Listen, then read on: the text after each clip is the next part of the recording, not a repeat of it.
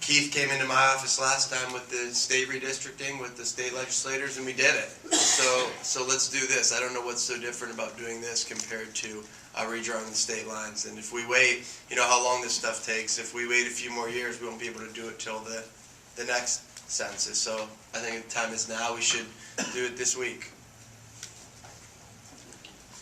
Anyone else?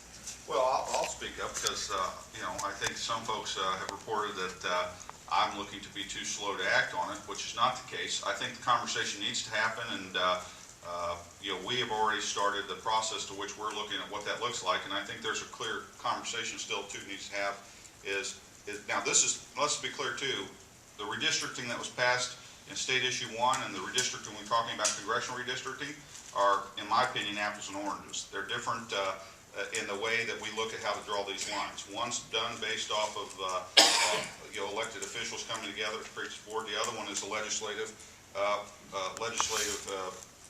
process. I think the most important thing that we look at is that legislative process be intact as we're looking at congressional redistricting and going forward. So I'm all ears. I'll be looking forward to working with the leader on it here soon and see what we can talk about on redistricting reform, and we're starting that process and looking into it. I would just add that I'm supportive of it. I think it kind of goes to, it's not the same thing as the JLEC question, but in terms of the impact on the voting public and feeling like they don't have a say or that it doesn't matter whether they vote because they feel like one party or the other draws the lines in such a way that almost nullifies their participation, which I don't agree with, but those are bad cues to send to the voting public. They don't want us picking our constituents. They want to feel like if they're going to participate that it means something and it matters, and it's the right cue to send to the electorate to say, we're your employees, we work for you, and when we are able to distort districts to the point that it almost statistically is impossible to get rid of me, they don't feel encouraged to support in the process. And so I'm glad that we've done it on the state level, and I think we need to do it on the federal level as well. You know, this is an issue that I've been working on for better than 10 years, through all the ups and downs of this process. And I think the speaker hit something that's very important. Legislative redistricting, where the state legislative lines are drawn, and taking the legislators out of that process was a very different issue than congressional districting, where a separate entity, meaning the state legislature, draws the congressional districts. If you want to talk about the process of how the drawers of the lines come to those answers as to where the lines are, I think that's a very legitimate conversation.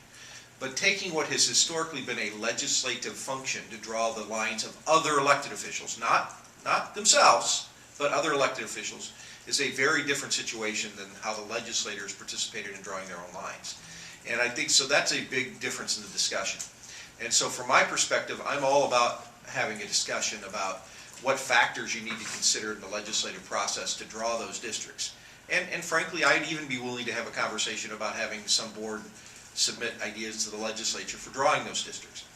But in the end, I think it's a very different question about whether you should take what has historically in this country been a legislative item and move it to some other entity. That is a divestiture of state legislative authority. And so that's a different discussion. And I think you have that discussion differently than you have when you talk about how state legislative lines are drawn. And because that historically was done by an apportionment board that the legislature had two representatives on. And so I think that discussion is happening, and we'll continue to have it. But I remember when we had this discussion to counter what Leader Strahorn was saying about people selecting their own constituents. The reality is, in many places in Ohio, people tend to live near people who are like them.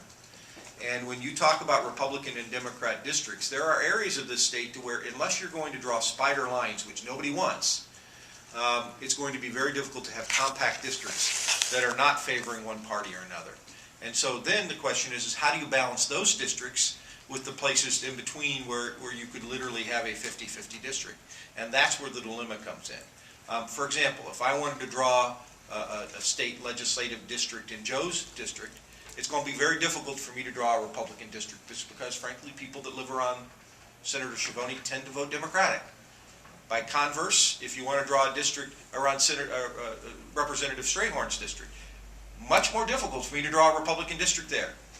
Okay, but if you go into some of the other areas, it's much more difficult to draw a Democratic district. How do you deal with that? How you deal with that are the processes that you put around your redistricting. And I think that's a fair conversation to have. Things like continuity, compactness, and all of the other factors that you can put in.